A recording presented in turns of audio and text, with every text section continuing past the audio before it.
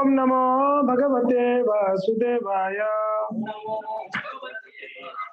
ओम नमो भगवते वासुदेवाय।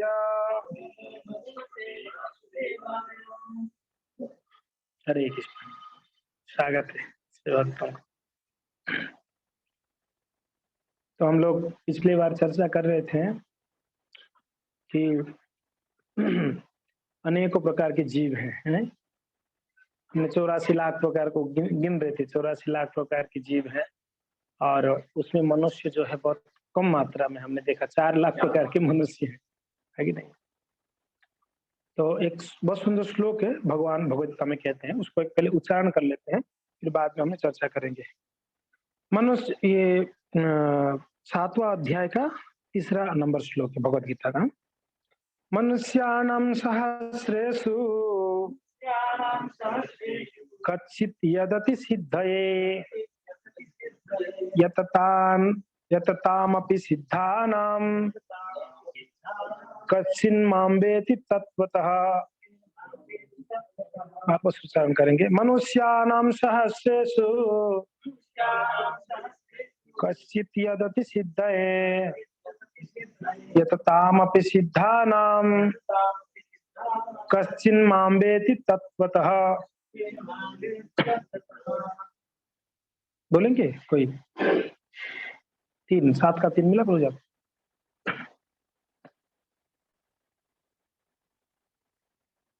इसमें से बोलना है, बोले। हाँ प्रभु जी ले लीजिए प्रभु जी।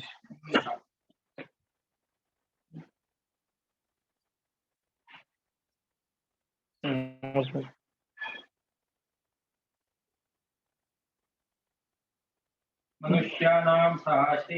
मनुष्याणां सहस्रेषु कश्चित् यतति सिद्धये यततामपि सिद्धानां कश्चिन्मां वेति तत्त्वतः। और कोई बोलेंगे प्रभु जी? अच्छा, हिंदी में तो फिर इसमें से बोलना पड़ेगा। ठीक है, फिर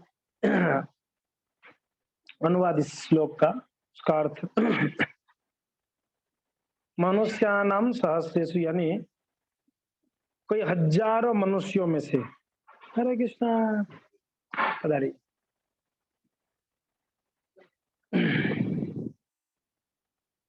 माता जी।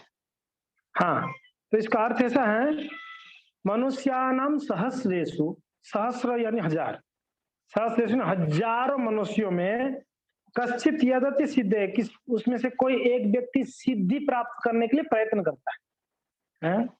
यततामपि सिद्धानाम, उस सिद्धि प्राप्त करने के लिए प्रयत्न करने वालों में से कश्चिन माम वेति तत्व, तो कोई एक व्यक्ति मुझे तत्व से जानता है। ये भगवान कहते हैं कि इतने सारे जीव हैं। कितने जीव है? 84 लाख प्रकार के जीव है। उसमें से मनुष्य 4 लाख है। मनुष्य हमने मतलब 4 लाख प्रकार के हैं। टोटल 4 लाख प्रकार के लोग हैं मनुष्य।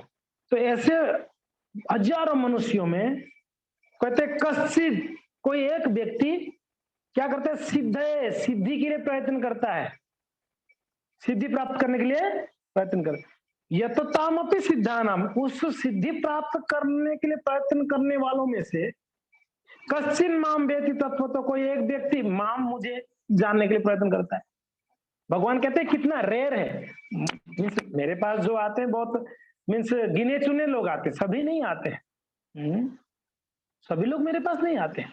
इसलिए भगवान ने 9वां अध्याय में कहते हैं, 9वां अध्याय 7वां अध्याय में कहते हैं कि 4 प्रकार के लोग मेरे पास आते हैं, 4 प्रकार के लोग मेरे पास नहीं आते हैं।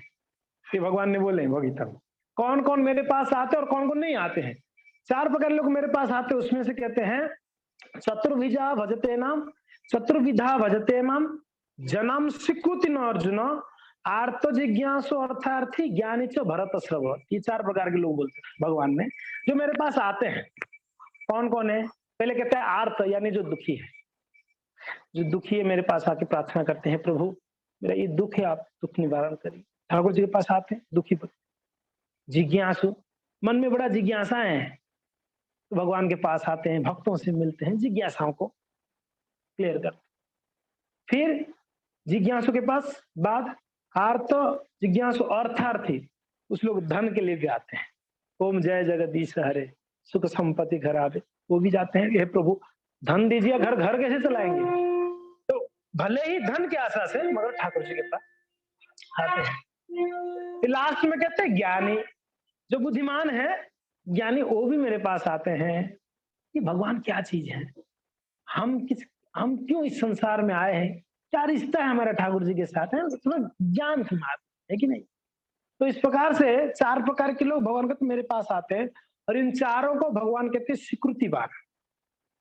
स्वीकृतिवान यानी आगे जाके ये 4 मेरे भक्त बन जाएंगे। स्वीकृति मैं स्वीकृति देता हूं। और 4 लोग दुष्कृतिवान, जो मेरे पास आते ही नहीं है कभी। कौन कौन है? कौन कौन है उसमें? नमाम दुष्कृतिनो मूढ़ा प्रपद्यन्ते नराधमा, जो नरों में अधम है। क्या बोल रहे? मनुष्यों में अधम है, नीच, कहते ना नीच व्यक्ति, उसको कोई लेना देना नहीं ठाकुर जी से। ऐसे भी लोग हैं जिनको ऐसे कहते हैं कि क्या करना है, भगवान भगवान क्या है, ऐसे भी लोग हैं। तो वो उसको कोई विश्वास ही नहीं भगवान के प्रति, नरों में अधम है। नमाम दुष्कृतिनो मूढ़ा प्रपद्यन्ते नराधमा, मूढ़ा मूर्ख व्यक्ति भी मेरे पास नहीं आते हैं। मूढ़ा नराधमा, फिर माया अपहृत ज्ञाना, जिसकी ज्ञान को माया ने हर लिया। जिसकी ज्ञान को, यानी वो हमेशा माया की सेवा में लगा रहता है। माया का सेवा नहीं, संसार की सेवा में लगा रहता है, माया की सेवा में लगा रहता है। और लास्ट में कहते हैं आसुरी, जिसका असुरी प्रवृत्ति है, वो भी नहीं आता है भगवान के। असुर कहाँ आते हैं? हमेशा वो तो विरोधी होते हैं भगवान के ना। यूं तो ये 4 प्रकार के लोग दुष्कृति ना, उनको स्वीकृति नहीं मिलती है। 4 प्रकार की स्वीकृति। क्यों स्वीकृतिवान है वो लोग? कहते भगवान कहते हैं कम से कम मेरे पास तो आते हैं। उनको भले कुछ चाहिए, मगर आते कहां पर? मेरे द्वार पे आते हैं इसके लिए। तो यहाँ पर भगवान ने कहते हैं ऐसे हजारों में से कोई एक व्यक्ति सिद्धि के लिए प्रयत्न करता है? और उस सिद्धि के प्रयत्न करने वाले में से कोई एक व्यक्ति मुझे जान पाता है। उसको कैटेगराइज कर दिए, है कि नहीं? तो चैतन्य चरितामृत में बहुत सुंदर वर्णन कहते हैं।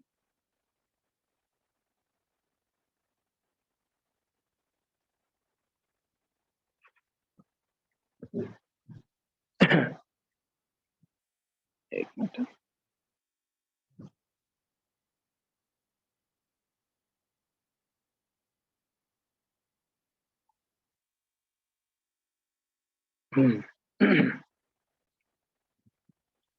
तो यहाँ बहुत सुंदर चैतन्य चरितामृत में कैटेगराइज करते हैं, है कि नहीं? क्या कह रहे हैं? कहते हैं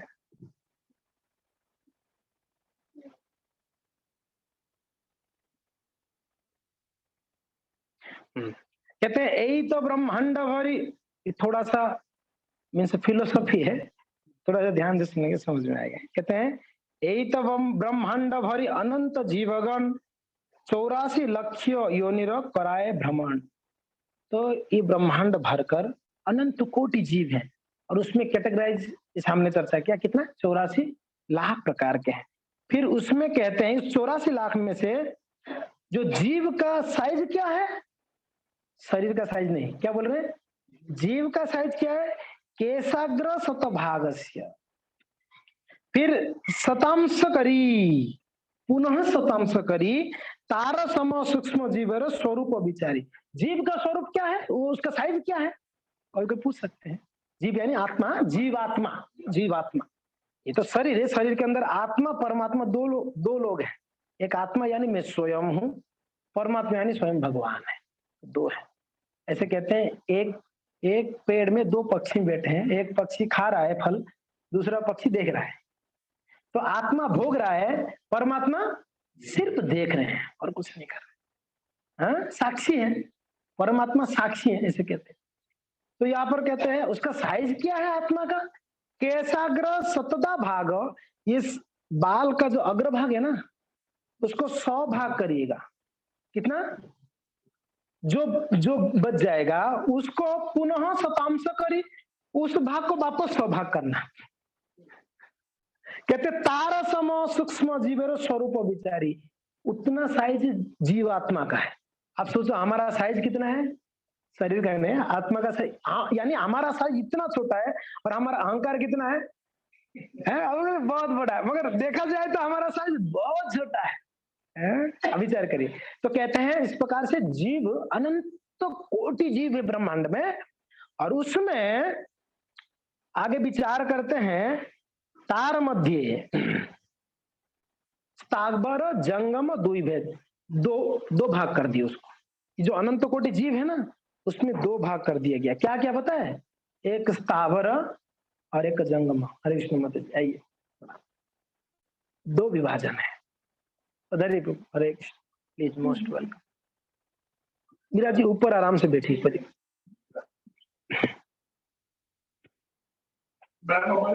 हॉस्पिटल में है आने की वजह से। हाँ हरे डेंटिस्ट है। जय हरे कृष्ण, पहली बार स्वागत। हाँ, तो अनंत कोटि जीवों में उसको दो भाग कर दिए। क्या क्या कहते हैं, तार मध्य स्थावर और जंगम। स्थावर यानी जो चल फिर नहीं सकते हैं, पेड़ पौधे जो चल फिर नहीं सकते, स्थावर। जंगम यानी जो चल फिर सकते हैं। तो द्विभेद कर दिए। फिर जो जंगम है ना, अब स्थावर को छोड़ दीजिए आप, ठीक है। जो जंगम यानी जो चल फिर सकते हैं, कहते हैं जंगम तिर्यक जल स्थलचर विभेद, उसको तीन भाग कर दिए। एक आकाश में उड़ने वाले, जो चलने फिरने वाले में, एक आकाश में उड़ने वाले और जल में रहने वाले, और एक यहाँ पृथ्वी में स्थल में चलने वाले। तो तीन विभाजन जंगम में हो गया, स्थावर एक, ठीक है। आगे उसको और समझ में आ रहा है ना, ये तो बड़ा क्लियरली बताया गया है। आगे कहते हैं तारा मध्य, किसकी मध्य, जो जंगम है उसकी मध्य में, तारा मध्य मनुष्य जाति अति अल्पतर। ये जंगम में से जो स्थल में है, स्थल में जो है उसमें जो मनुष्य जाति अति अल्पतर, तारा मध्य मनुष्य जाति अति अल्पतर, तारा मध्य उस मनुष्यों में, अभी मनुष्य तो कम है, उस मनुष्यों में विभाजन करते हैं म्लेच्छ पुलिंद बौद्ध सबर। कौन कौन आ गया उसमें, और म्लेच्छ लोग, म्लेच्छ यानी आप जानते हैं ना, कहते हैं ना हम लोग म्लेच्छ, ये म्लेच्छ है। खास करके जो पाश्चात्य जगत में म्लेच्छ लोग रहते हैं, एकदम गए गुजरे हो, उनको कोई लेना देना नहीं, भगवान भक्त क्या गीता भागवत कोई लेना देना नहीं। उनका जीवन एक प्रकार से कहते हैं कि पशु जीवन जैसा जीते हैं वो लोग।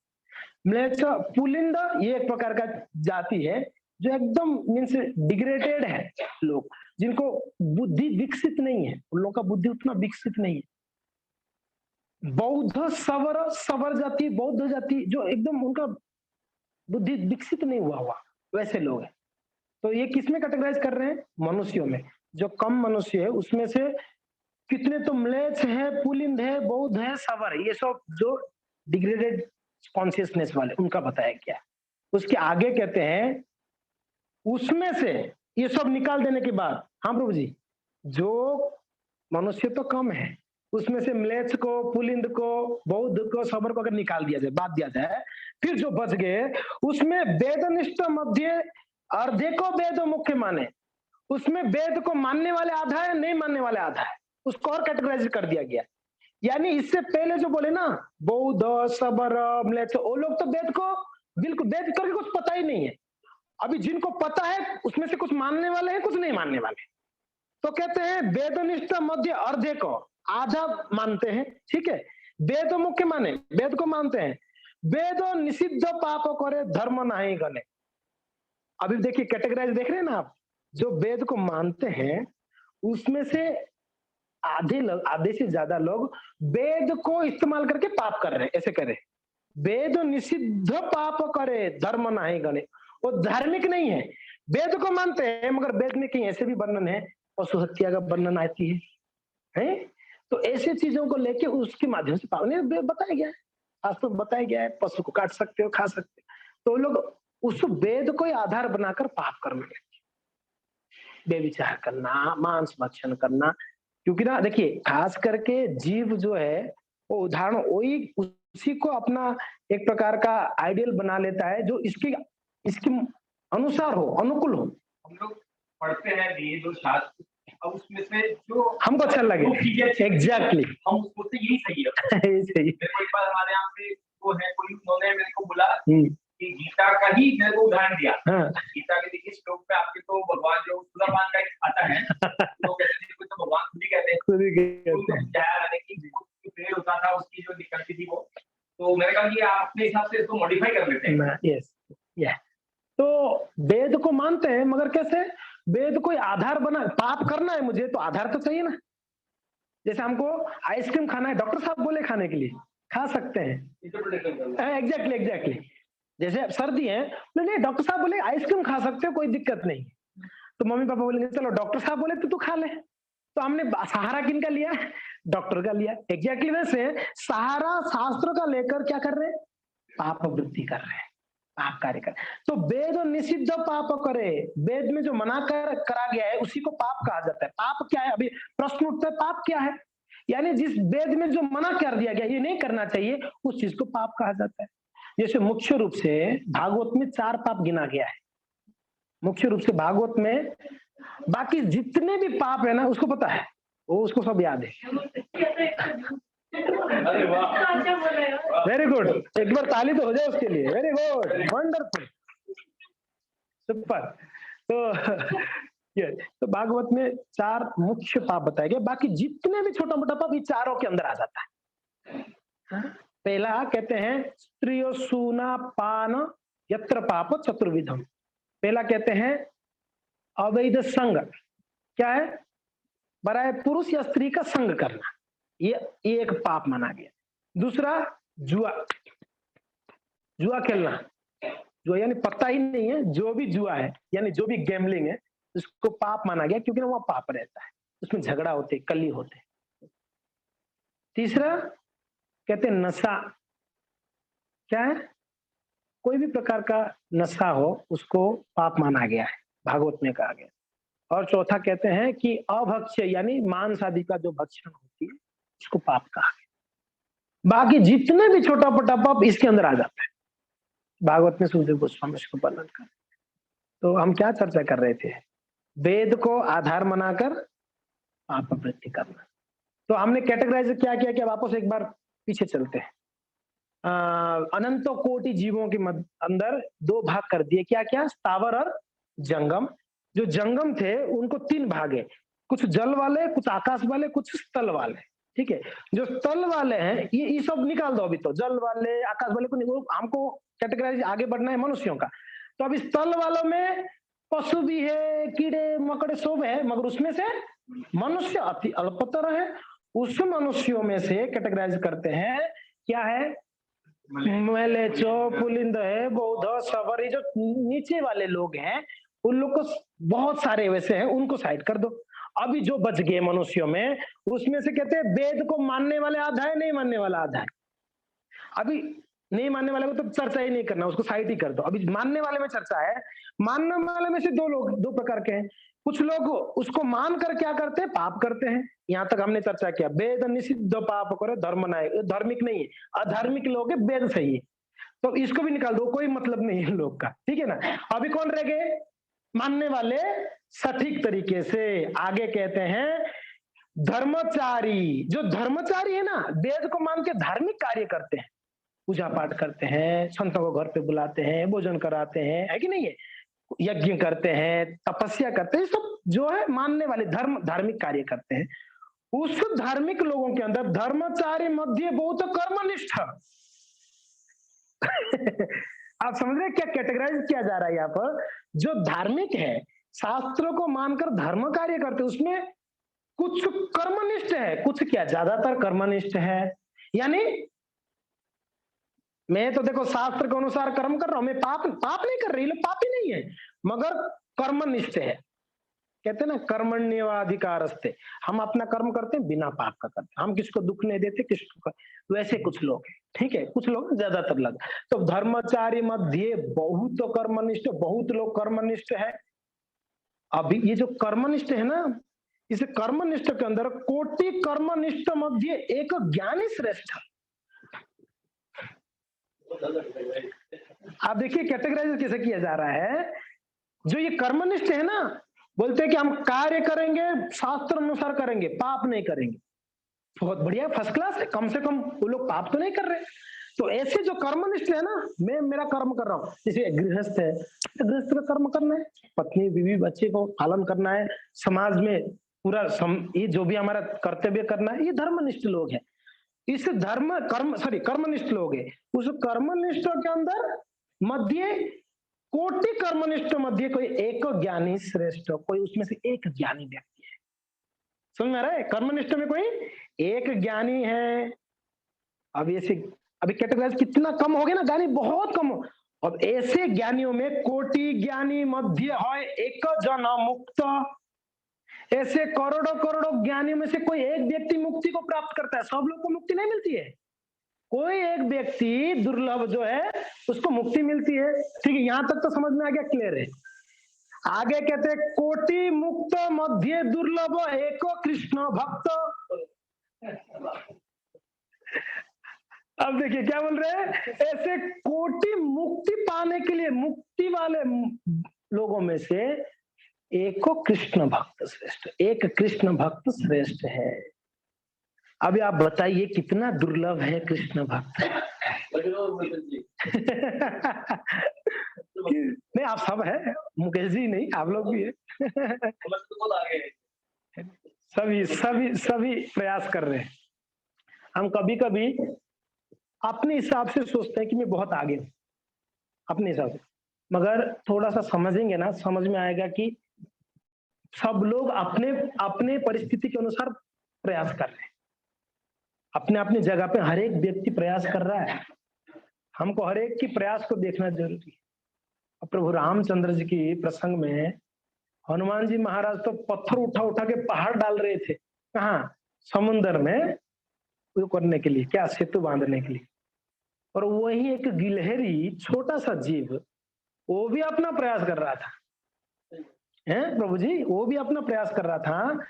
वो गिलहरी देखिए, वो अपना जितना बुद्धि था थोड़ा बुद्धि को इस्तेमाल करके बोला ये सभी प्रभु की सेवा में लगे, मेरा ये शरीर किस काम का है, मेरा जीवन, मैं अगर सेवा नहीं कर पाऊं ठाकुर जी का, तो थोड़ा बुद्धि से क्या किया, वो जाके समुद्र में डुबकी लगाता, उसका शरीर में पानी लग जाता, वो आके क्या करता पता है,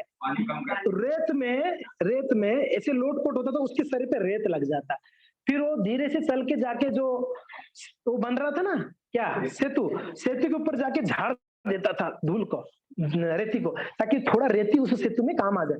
फिर आता था, फिर पानी में डुबकी लगाता, फिर गिल्ला होता तो फिर रेती में लोटपोट होता, रेती लग जाता उसके शरीर पे, वापस जाके सेतु के ऊपर थोड़ा सा झाड़ता था। हनुमान जी महाराज गुजर रहे थे, उसको लगे हट नहीं तो कुचल जाएगा, बीच में उसको हटा रहे तो प्रभु रामचंद्र का नजर पे, रुको रुको हनुमान क्या कर रहे हैं, देखो प्रभु बीच में आएगा, कुचल जाएगा, ये छोटा सा जीव क्यों बीच में आ रहा है, उसको क्यों ऐसे अनादर कर रहे हो, इसको हटो करके बोल रहे हो, प्रभु ये डिस्टर्ब कर रहा है, कमला डिस्टर्ब कहाँ कर रहा हो, सेवा कर रहा है मेरा। हनुमान जी को समझ में नहीं आया ये क्या सेवा कर रहा है, अरे सब बंदर लोग जो है बढ़िया से लगे, ये क्या सेवा कर रहा है प्रभु। देखो हनुमान जी आपका शक्ति कितना है, आप उतना प्रयास कर रहे हो मेरे सेवा में, ये गिलहरी का जितना बुद्धि शक्ति है उतना प्रयास कर रहा है, उस हिसाब से तो आपसे ज्यादा ही कर रहा है, उस हिसाब से तो देखा जाए तो इसके लिए हम सभी अपने एक परिस्थिति के अनुसार हम प्रयास जो सब कर रहे हैं, और भगवान ने ना ये नहीं देख रहे आपने कितना किया है, हाँ कितने में से कितना किया, यस एग्जैक्टली।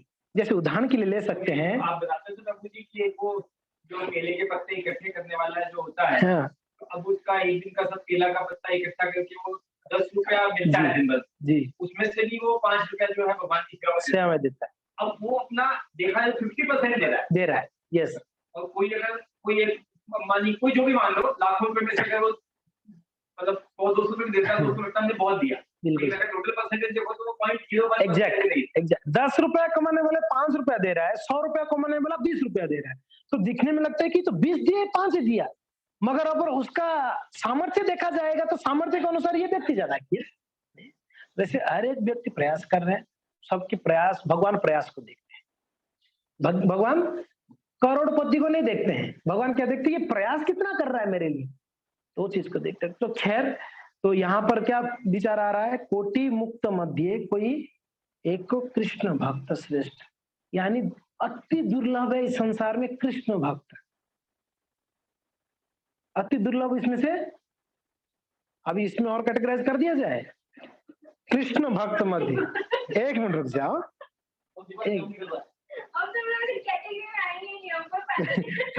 रुक जाइए। आगे कह रहे हैं कृष्ण भक्त कौन है, इसको आगे कहते हैं कृष्णदास कविराज गोस्वामी। कृष्ण भक्त निष्काम, एकदम क्लियर कर दिए, एक वार में कृष्ण भक्त का डेफिनेशन दे दिया। क्या बोल रहे हैं? कृष्ण भक्त निष्काम, निष्काम यानी उसका कोई कामना, कोई इच्छा नहीं है, सिर्फ भगवान को प्रसन्न करने का इच्छा है। इसके लिए आगे कहते हैं कृष्ण भक्त निष्काम अतएव शांत, इसके लिए वो व्यक्ति शांत रहता है। कौन?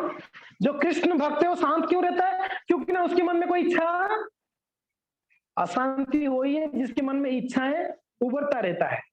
एक चीज का इच्छा हो गई, ये ईयरफोन का इच्छा हो गया, ले लिया, मगर देखा कि ये आईफोन वाला ईयरफोन तो अच्छा है, हेडफोन बेकार है 2000 का, वो तो 12,000 का, वो अच्छा है, इससे अच्छा है, तो वो लेने के लिए प्रयत्न करेंगे। वो लेने के बाद अभी प्रो आ गया, हाँ आईफोन का प्रो, अरे ये तो बेकार है, प्रो अच्छा है। तो एक एक इच्छा बढ़ती जाएगी और उसको पूरा करते करते करते अशांत रहता है व्यक्ति संसार में। कृष्ण भक्त का ऐसा कोई इच्छा ही नहीं है, इसके लिए वो अतएव। फिर बाकी लोग का क्या? फिर आगे क्लियर करते हैं, भुक्ति मुक्ति सिद्धि कामी सकल ही अशांत। जो भोग करना चाहता है, मुक्ति को चाहता है, सिद्धि कामी, ये सब लोग। यानी कृष्ण भक्त कौन है? जो निष्काम है, जो परोपकारी, दूसरों के कल्याण के लिए विचार करता है, खुद के लिए कुछ भी नहीं। निष्काम यानी खुद का कोई कामना नहीं, हाँ दूसरों के कल्याण, जगत कल्याण के लिए क्या करते हैं।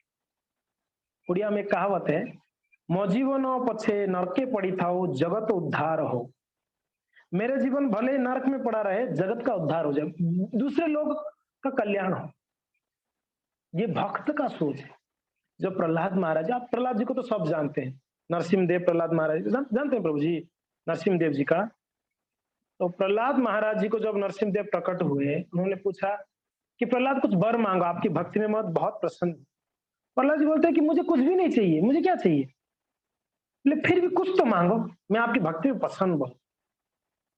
चलिए प्रभु आप कुछ देना चाहते हैं, बहुत भगवान जब फोर्स कर रहे थे, कुछ देना चाहते थे, काम करिए, इस संसार में जितने भी लोग हैं जो कष्ट भुगत रहे हैं ना, वो सारे कष्ट मुझे दे दो। क्या मांग रहे हैं प्रहलाद जी? आप कुछ देना चाहते हो ना, तो इस संसार में जो कष्ट भुगत रहे हैं ना जी, वो सारे कष्ट मुझे दे दो और उनको सुखी बना। क्या मांग लिया प्रहलाद जी? भगवान तो ये सुन के गदगद हो गए, उनकी आंखों से आंसू आने लगा, नरसिंहदेव की आंखों से। क्या मांगा? क्या दूसरों का कष्ट लेना चाहता है? आजकल कौन कष्ट लेना चाहेगा दूसरों का? हर एक व्यक्ति चाहेगा मेरा कष्ट दूसरों के पास चला जाए, मेरा कष्ट कम से कम हो जाए, मगर इस संसार में कोई भी नहीं चाहेगा कि दूसरों का कष्ट मेरे अंदर आ जाए। तो ऐसे मांगे प्रहलाद जी। तो ये है निष्काम। अर्थ ऐसा नहीं कि कोई कामना नहीं, पत्थर जैसे पड़ा रहना, ऐसी बात नहीं है। निष्काम यानी खुद के लिए कोई इच्छा नहीं है, दूसरों के कल्याण के लिए इच्छा है। श्रील प्रभुपाद जी जो इस संस्था, इस्कॉन संस्था के संस्थापक है, उनके गुरुदेव भक्तिसिद्धांत सरस्वती ठाकुर उनका आदेश दिए, आप पढ़े लिखे हो, आप पाश्चात्य जगत में प्रचार करो। तो उनके गुरु का आदेश मानकर उन्होंने अपना पूरा जीवन खपा दी इसमें। किसके लिए? सिर्फ दूसरों के कल्याण के लिए। ये संत है, जो संत होते हैं वो दूसरों के कल्याण के लिए कितना भी तकलीफें झेलने को तैयार हो जाते हैं, कितना भी तकलीफ झेलने के लिए तैयार हो जाते। तो ये भक्त है, ये कृष्ण भक्त है, इसीलिए कृष्ण भक्त दुर्लभ है, कहने का तात्पर्य। फिर और कैटेगराइज करते हैं, यहाँ तक कृष्ण भक्त का डेफिनेशन दे दी। आगे कहते हैं कि क्या कह रहे हैं? ब्रह्मांड भ्रमिते कोनो भाग्यवान जीव, गुरु कृष्ण प्रसाद पाए भक्ति लता बीज। अब ऐसे कृष्ण भक्तों के अंदर किनको प्रामाणिक गुरु मिल गया और ज्यादा दुर्लभ है व्यक्ति। क्या बोला मैंने? क्या बोल रहे हैं? जिनको प्रामाणिक गुरु मिल गया, ढोंगी गुरु नहीं, गांजा चेलम खाने वाले गुरु की बात नहीं किया जा रहा है। प्रामाणिक गुरु, शुद्ध गुरु, जो सांप्रदायिक हो। तो अभी शायद मैंने ये चर्चा किया था, प्रामाणिक 4 संप्रदाय का शास्त्र में वर्णन है, मैंने चर्चा नहीं किया ना यहाँ पर। 4 संप्रदाय के बारे में शास्त्र में वर्णन मिलती है जो प्रामाणिक है। ये 4 संप्रदाय में कहीं से भी आप शिक्षा दीक्षा ले सकते हैं। बाकी जितने भी संप्रदाय के नाम पे चल रहा है, शास्त्र में उसको कैटव कहा गया है। शब्द क्या कहा गया है? कैटव, यानी चीटिंग वाले। वो सब चीटिंग धर्म है या चीटिंग संप्रदाय है जो सही मार्ग नहीं दिखाते हैं। तो हम तो शास्त्र को माने। शास्त्र में 4 बताया गया। आप लोग जानना चाहेंगे 4 कौन सा? पहले कहते हैं श्री संप्रदाय, दूसरा कहते हैं रुद्र संप्रदाय, तीसरा कहते हैं ब्रह्म संप्रदाय, चौथा कहते हैं कुमार संप्रदाय। 4 संप्रदाय क्या क्या है? श्री, रुद्र, कुमार, ब्रह्म। 4 को याद कर लो। श्री यानी लक्ष्मी जी को याद कर लो, रुद्र यानी महादेव जी को याद कर लीजिए, कुमार यानी चतुर कुमार, ब्रह्मा जी का पहला चतुर कुमार, 4 पुत्र है, और ब्रह्म संप्रदाय ब्रह्मा जी। यानी ये संप्रदाय का सर्वप्रथम भगवान ने ज्ञान इन 4 लोगों को दिए, शास्त्रों का ज्ञान, वेदों का ज्ञान। इनकी आगे ही लोग जो इस ज्ञान को आगे बढ़ा है, जो संप्रदाय से आया है, जो प्रामाणिक संप्रदाय। जैसे हम लोग है कृष्ण भक्त है अभी, तो हम लोग को ये गौड़ीय संप्रदाय कहते हैं। हम क्या कहते हैं? ब्रह्म मध्व गौड़ीय संप्रदाय, यानी हम लोग ब्रह्म संप्रदाय के अंदर आए, तो इसके लिए प्रामाणिक है।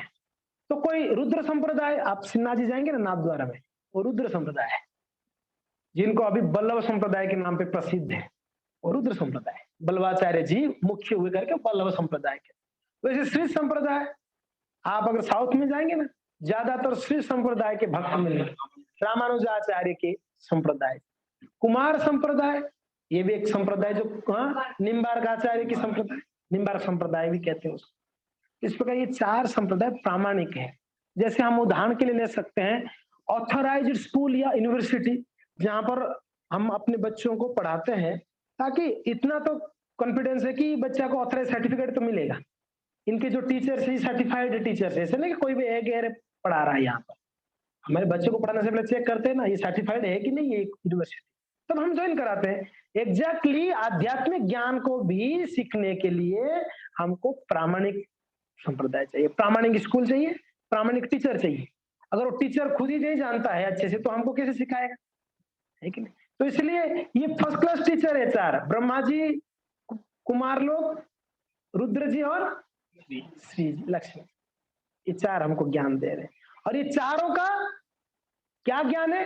कृष्ण भक्ति सर्वश्रेष्ठ, ये ज्ञान देते। भले संप्रदाय रुद्र नाम पे चल रहा है, मगर महादेव जी ज्ञान क्या दे रहे हैं? कृष्ण भक्ति। अब देखो रुद्र संप्रदाय में पूजा किनका करते हैं? रुद्र जी का थोड़ी कर रहे हैं। किनका पूजा कर रहे हैं? सिन्हा जी का पूजा कर रहे हैं, कृष्ण का।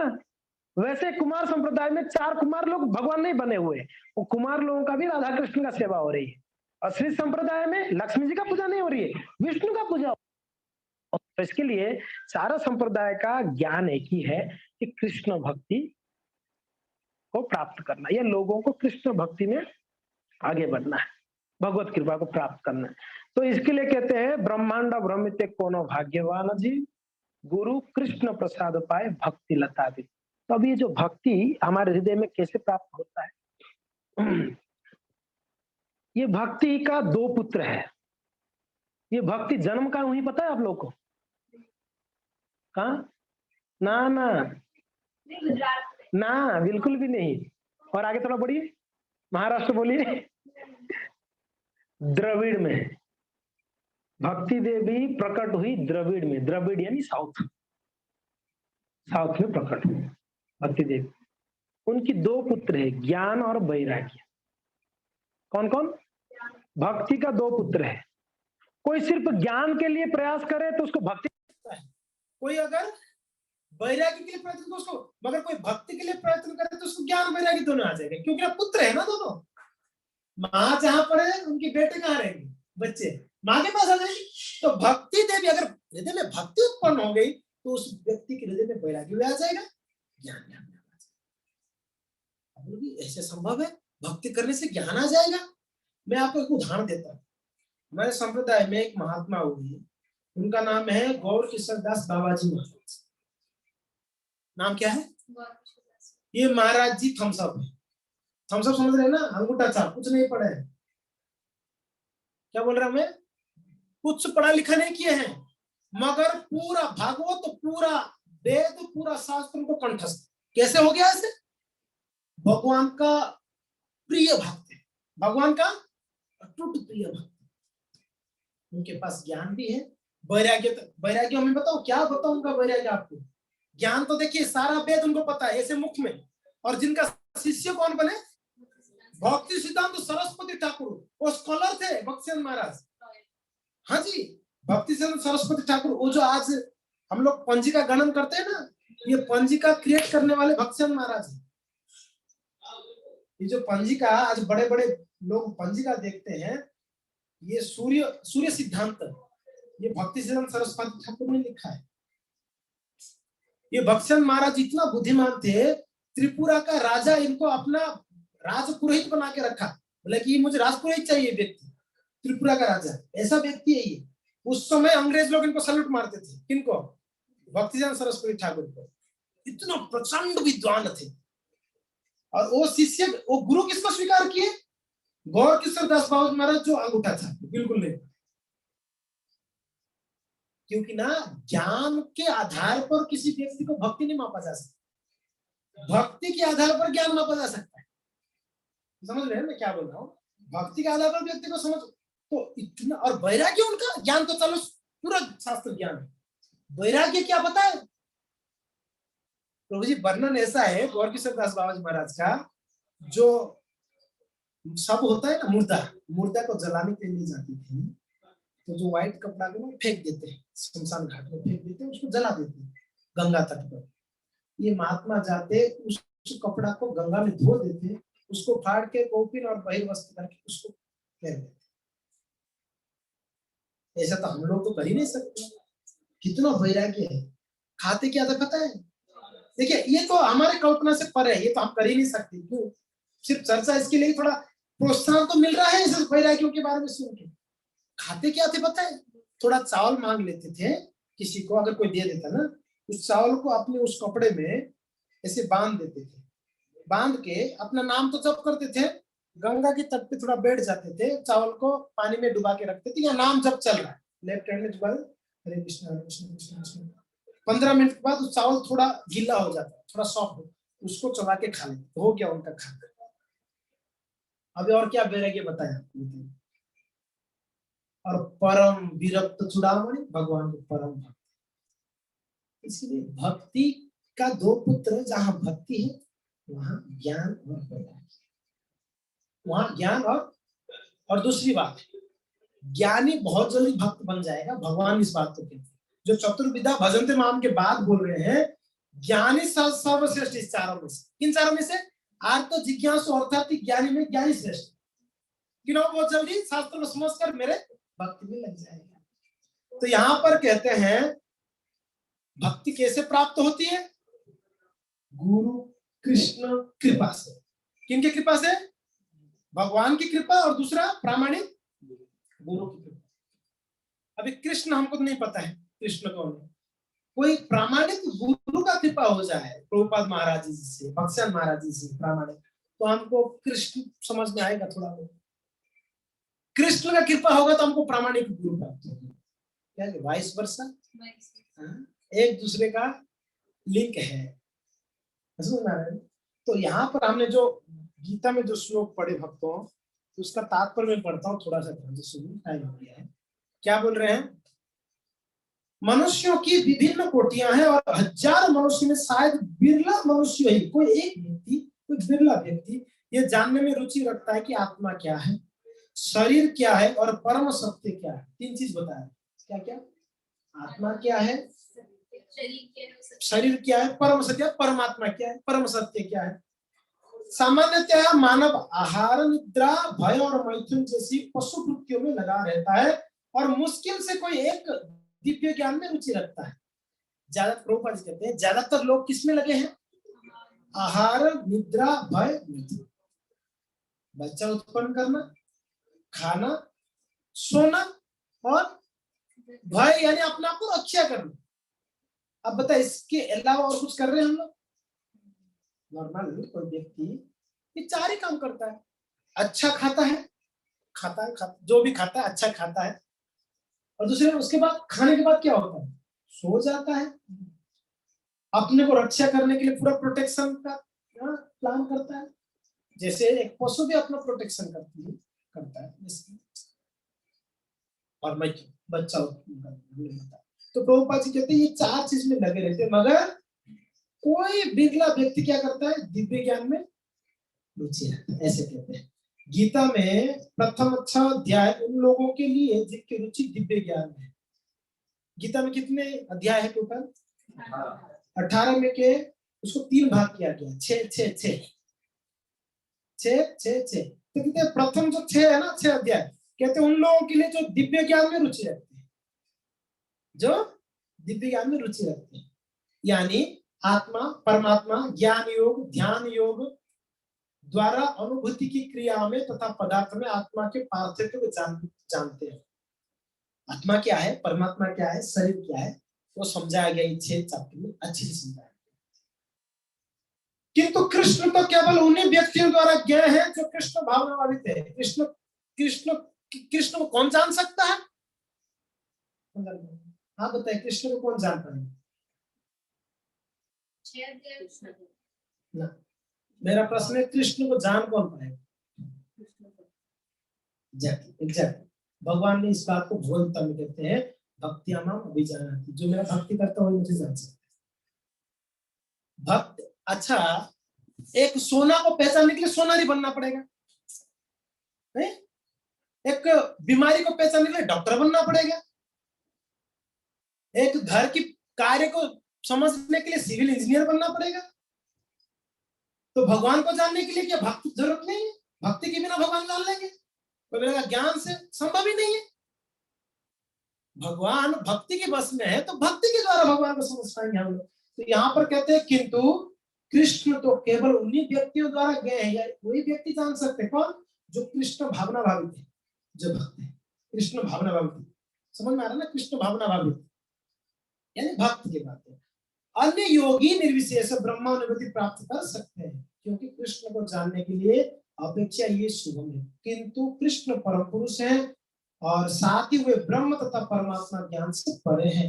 योगी तथा ज्ञानी जन कृष्ण को नहीं समझ पाते हैं। यद्यपि महानतम निर्देशवादी यानी मायावादी शंकराचार्य ने अपनी गीता भाष्य में स्वीकार किया है कि कृष्ण भगवान है, किंतु उनके अनुयायी इसे स्वीकार नहीं करते, क्योंकि भले ही किसी को निर्विशेष ब्रह्म की दिव्य अनुभूति क्यों ना हो, कृष्ण को जान पाना अत्यंत कठिन कार्य है।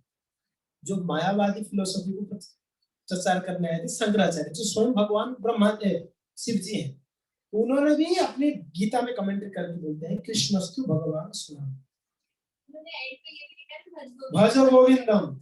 और यहाँ तक कि उनकी माँ जो बहुत बीमार थी शंकराचार्य के, वो तो 8 साल की आयु में संन्यास ले लिया। तो जो माँ बहुत बीमारी थी, उनको पता चला अभी माँ मेरे शायद संसार से जाने वाली, तो उनके पास आए। तो माँ बोलती कि बेटा मैं अभी बहुत जल्दी जाने वाला हूँ, तू हृदय में जिनका भजन करता है उनके बारे में मुझे बता। माँ क्या बोल रही है? तू हृदय में जिनका भजन करता है बेटा उनके बारे में मुझे बता। मुझे माँ पता है वो ब्रह्म है, वो परमात्मा है। बोले बेटा टाइम वेस्ट मत कर, मुझे सही से बता तू किसका भजन कर रहा है। ये सब टाइम वेस्ट, मेरे पास टाइम नहीं है, तो जल्दी चली जाऊंगी। तो सच में सुनना है बोला। तो उनके शिष्य बोले थोड़ा बाहर आप लोगों में आ। फिर माँ को सीक्रेट बोलती, माँ भगवान कृष्ण मेरा आराध्य है और उनका ही भजन करना चाहिए। उनकी माँ कृष्ण नाम सुनकर भगवत प्राप्त है। हाँ, ये वर्णन शंकराचार्य जी अंत में उनकी माँ को ये ज्ञान नाम। शंकराचार्य फिर बाहर मायावाद क्यों प्रचार कर रहे हैं? मायावाद का कुछ समझ में आ रहा है? मायावाद क्योंकि ना भगवान का आदेश था आप मायावाद प्रचार करो, उसके बाद मेरा द्वैतवाद प्रचार करने मेरे महान महान भक्त 4 आएंगे, जो निम्बारकाचार्य, मध्वाचार्य और विष्णु स्वामी और कौन है रामानुजाचार्य। ये 4 महान आचार्य आके वो मायावाद को खंडन करके द्वैतवाद प्रचार, जो वो तो अलग टॉपिक है जो भी है। तो यहाँ पर इस बात को कहा गया है। और एक पैराग्राफ पढ़ लो क्या, इसी श्लोक का पैराग्राफ पढ़ लेते हैं। कृष्ण भगवान समस्त कारणों का कारण है, आदि पुरुष गोविंद है। ईश्वर परम कृष्ण सच्चिदानंद विग्रह अनादिरादि गोविंद सर्व कारण कारण कृष्ण। भगवान कौन है इसको क्लियर करते हैं। ईश्वर कौन ईश्वर है, परम ईश्वर कौन। ईश्वर तो बहुत है, छोटे मोटे ईश्वर सब है, हम भी अपने अपने घर में ईश्वर है, मगर परम ईश्वर कौन है, कहते हैं कृष्ण। परम ईश्वर कौन है, ईश्वर परम कृष्ण। और उनका स्वरूप कैसा है, सच्चिदानंद विग्रह। सत्य चित आनंद, सत्य चित आनंद। सत्य यानी क्या है, क्या बोलेंगे उसको, हाँ परमानेंट, शाश्वत को सत्य कहते हैं। चित्त यानी पूर्ण ज्ञानमय, आनंद यानी पूर्ण आनंदमय। कृष्ण कैसे है, मीन्स सत्य है यानी टेम्पररी नहीं, हम लोग टेम्पररी है, कुछ समय के लिए है, बाद में चले जाएंगे, मगर हमारा आत्मा टेम्पररी नहीं, शरीर टेम्पररी। भगवान सत्य है, चित्त है, आनंद है, और यही आत्मा का स्वरूप है। आत्मा का स्वरूप भी सच्चिदानंद है, मगर शरीर के संग में आकर क्या होता है, हम लोग पॉल्यूटेड हो गए। आत्मा तो पॉल्यूटेड नहीं होता है, मगर ये शरीर पॉल्यूटेड हो गया। और शरीर के साथ कनेक्शन किनका है, मन बुद्धि अहंकार का है, इसके लिए मन बुद्धि अहंकार के द्वारा पॉल्यूटेड।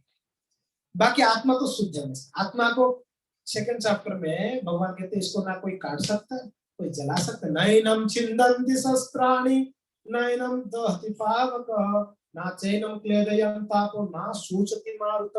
भगवान कहते हैं इसको कोई जला ही नहीं सकता, कोई भिगा नहीं सकता है, इसको काट नहीं सकते हो, ये बड़ा छोटा नहीं हो सकता है उसका आकार से। तो ये है सच्चिदानंद है आत्मा।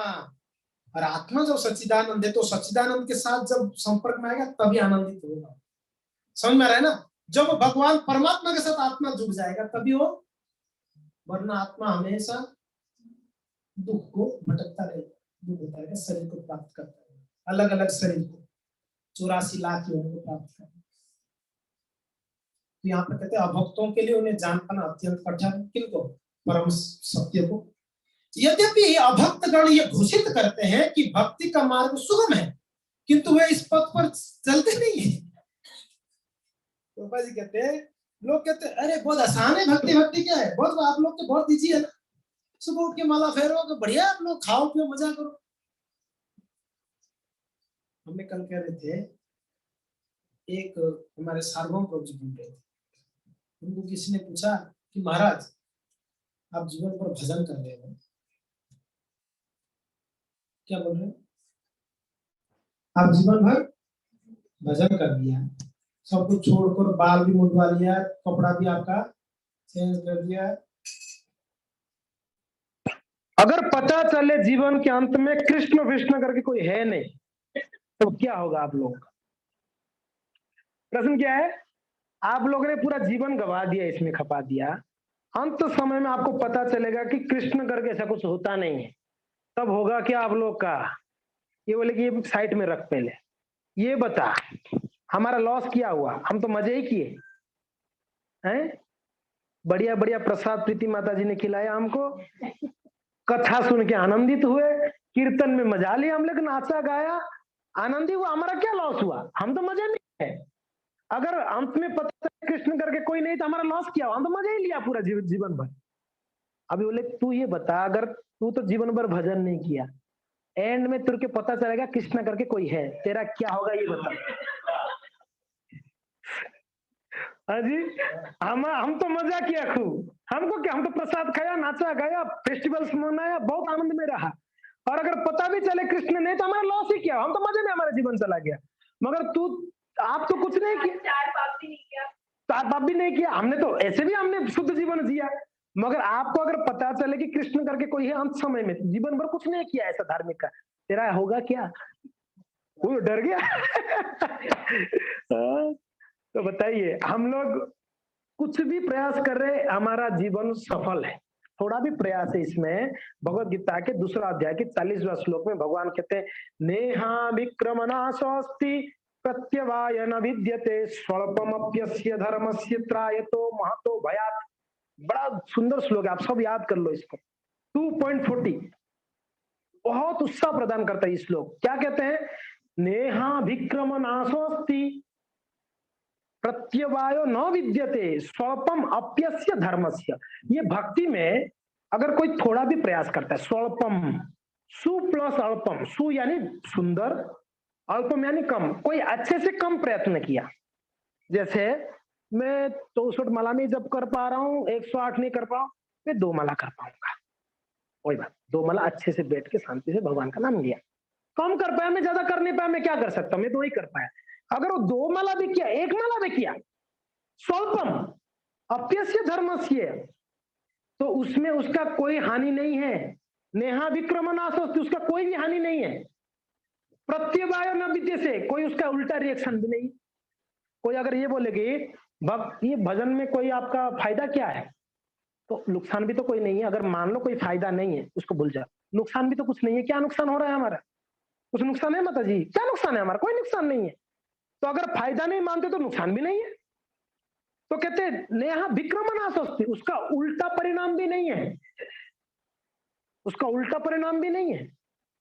कभी कभी होते हैं ना, दवाइयां रिएक्शन कर जाते हैं, मगर भक्ति में कोई, हाँ जी, कभी कभी साइड इफेक्ट कोई दवाइयां ऐसे हो जाती हैं। अच्छा, आप उसी को ठीक करते हैं? Okay, very good. हाँ जी, तो कभी कभी ऐसे हो जाते हैं, किसी की बॉडी सूट नहीं करता है, तो फिर उनको दिक्कत हो जाती है। तो मगर भक्ति ऐसा कुछ, ऐसा तो कोई दिक्कत नहीं करेगा आपको, उल्टा कोई परिणाम नहीं हो जाएगा। भक्ति करके कोई पागल हो गया, ऐसा आज तक तो कोई उदाहरण ही नहीं मिला कि भक्ति करके इतना पागल हो गया कि कहीं का नहीं रहेगी। ऐसा तो उदाहरण है नहीं। भक्ति करके बुद्धिमान हो जाते हैं लोग, बड़ा बढ़िया बढ़िया बातें करने लगते हैं, सुंदर सुंदर बातें करने लगते हैं, बुद्धिमान की बात करते हैं भक्ति करके। तो नेहा विक्रमनाशोस्ति प्रत्यवाय न विद्यते, उल्टा परिणाम कुछ भी नहीं, उसमें कोई लॉस भी नहीं है। स्वल्पम अप्यस्य, अगर कोई थोड़ा भी करता है, त्रायते महतो भयात, बहुत बड़ा बड़ा भय से उसको रक्षा हो जाती है, भगवान ने रक्षा कर, ऐसे बोला गया इसको गीता में। भगवान इस बात को कहते हैं, फायदा ही फायदा है भक्ति में। चलो हमारे सामर्थ्य के अनुसार हम प्रयास करें बस। हम तो वो महात्माओं के जैसे दिन भर बिना खा के रह नहीं सकते हैं। खाओ 10 बार खाओ, कोई दिक्कत नहीं, मगर प्रसाद खाओ। इतना कर सकते हैं कि ठाकुर जी को थोड़ा भोग लगा के खा लेते हैं, है कि नहीं? बहुत ज्यादा तपस्या नहीं करना, कोई बात नहीं, थोड़ा तपस्या कर लो, नाम जप लो थोड़ा टाइम निकाल कर, भागवत पढ़ लो, कभी सत्संग में आ जाओ कभी। ये छोटा छोटा काम ही हमको बड़ा बड़ा भय से, संकट से बचा लेगा, बहुत बड़ा संकट से बचा लेगा। आप सोच ही नहीं सकते।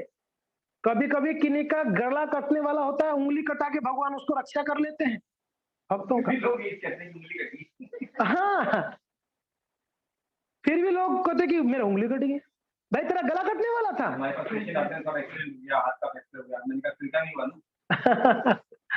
देखो, ये देखो पॉजिटिव थिंकिंग इसी को कहते हैं। पॉजिटिव थिंकिंग इसी को कहते हैं। आपके साथ कुछ बुरा हुआ तो सोचो कि मेरे पास कुछ बहुत बड़ा होने वाला था, बुरा कम बुरा में मेरे। हाँ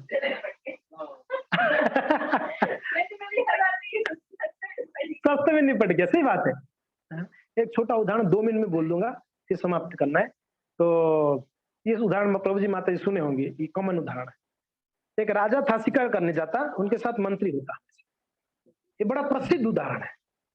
तो मंत्री साथ में थे और राजा ने तीर चलाने के लिए जब धनुष लिए शिकार करने, वो तर्कस, वो अपना वो जो रस्सी होता है, क्या बोलते हैं उसको, धनुष का रस्सी, वो उससे ना उनका उंगली कट गया। ये उंगली कट गया, तो कट गया तो अरे मेरा उंगली कट गया, खून निकलने लगा। मंत्री बोलते हैं बहुत बढ़िया, भगवान का कृपा होगी।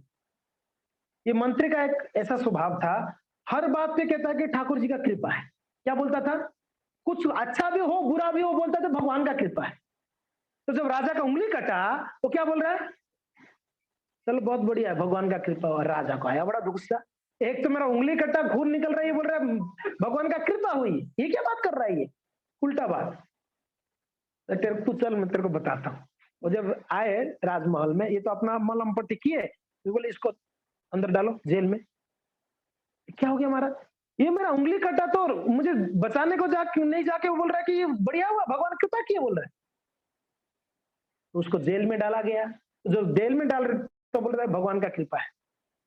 जेल में उसको जब डाल रहे तो क्या बोल रहा है? चलो भगवान का ही कृपा है। इसमें क्या भगवान का, पागल है एक नंबर का। तो चलो ऐसे हो गया, 1 महीना ऐसे निकल गया, उसका उंगली का थोड़ा सा घाव सूख गया। राजा बोले कि बहुत दिन से शिकार ही नहीं गया, शिकार करने निकल, अकेले निकल गया। मंत्री तो है जेल में, अकेले में जब निकले जंगल में ना कुछ डाकू लोग पकड़ लिए, कुछ दस्यु लोग वहां से गुजर रहे थे, उनको एक नरबलि चाहिए था, माँ अपने काली देवी के पास उनको काटना था नरबलि। तो ये देखा राजा हटा कटा फर्स्ट क्लास था, इसको पकड़ के ले चलो भाई। राजा था अकेला, ये लोग थे 10-15 लोग, तलवार वलवार ले हुए थे, इसको पकड़ के बांध के ले गए। राजा चिल्ला रहा था, चीख रहा था, करेंगे क्या, ले गए उसको, बढ़िया से स्नान आदि करवाया।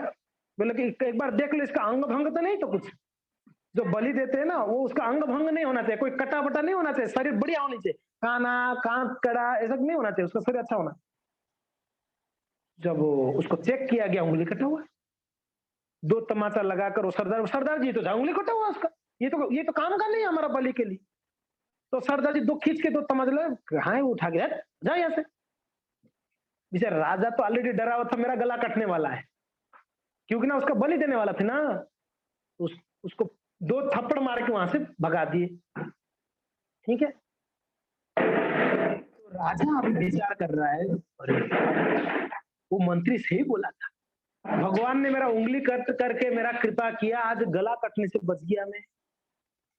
मगर एक शंका इनका था, ये मंत्री को जेल में डाल के भगवान क्या कृपा किया। तो ये गया, मंत्री को बाहर निकालो बोला। मंत्री बोला कि ये देखो कृपा है मेरे ऊपर भगवान का, उंगली काट के मेरा गला काटने से बचा, तेरे को जेल में डाल के क्या कृपा किया भगवान। बोले महाराज सिंपल है, आज जेल में नहीं होता आपके साथ होता, आपका उंगली कटा तो करते, आप तो बच गए, मेरा गला कट जाता वहीं पर कि नहीं कट जाता। नहीं यार ये भी सही बात है, आज अगर ये साथ में होता तो मुझे तो छोड़ दिया, लोग इसको तो काट देते ना। बोले कि भगवान ने आपका उंगली काट के कृपा किए, मुझे जेल में डाल के कृपा की। यानी हर परिस्थिति में भगवान जीव का कल्याण के लिए ही सोचते हैं, कभी अमंगल नहीं सोचते ठाकुर। हम उसको अमंगल, बोले भगवान ने मेरे साथ ऐसे क्यों किया। अरे नहीं, हमारा कर्म बहुत बुरा था, उसके कारण कुछ बहुत बड़ा होने वाला था, भगवान ने काट कुछ के छोटा सा कुछ दंड दे दिए बस। तो इसलिए हर परिस्थिति में भगवान का हम ऋणी रहे, अनुग्रह है भगवान का हमारे ऊपर, कृपा है। इसके लिए भक्त लोग हमेशा भगवान की शरण में रहते हैं, उनको हमेशा भगवान की गुणगान करते हैं। तो खैर चर्चा का विषय ऐसे चलता रहेगा, आज के लिए यही समाप्त करेंगे। हरे कृष्ण। शिल प्रभुपाद की जय और भक्त वृंद की जय। निताय गौर हरि प्रेमानंद।